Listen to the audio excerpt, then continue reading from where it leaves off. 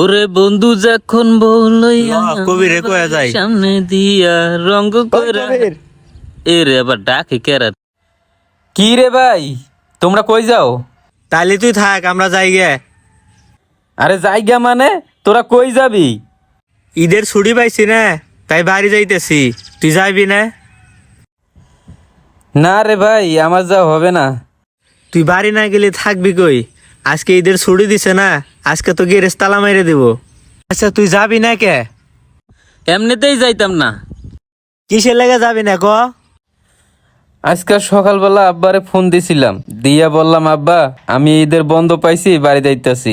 আব্বাই বলল প্রত্যেক দিন তো ভিডিও কলে কথা হয়, এত টাকা পয়সা খরচ কইরা জামজুম ঠেললা বাইদাইসার কি দরকার?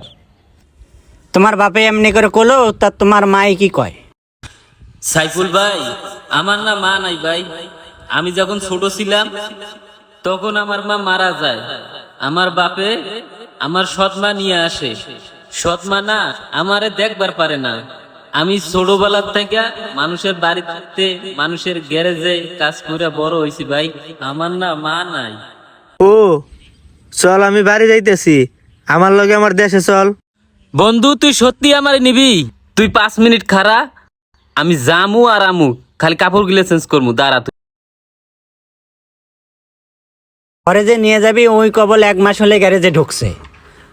উই যদি কোনো দুর্ঘটনা ঘটায় তখন কি করবি? তাইলে ভাই কি করুম? শোন, আমার কাছে প্ল্যান আছে। হে বন্ধু চল চল চল চল। এ রে শিট, পায়ে স্যান্ডেল গিলে নিয়ে আসি নাই। বন্ধু তুই 1 মিনিট খাড়া, আমি জামু আর আসমু, তুই দাঁড়া। ওই কবির, আমি বাড়িতে ফোন দিছিলাম আব্বার কাছে। আব্বারে কইলাম ঢাকা থেকে আমার বন্ধু আইবো। আব্বা কইলো বাড়িতে আনার দরকার নাই, বাড়িতে যাই।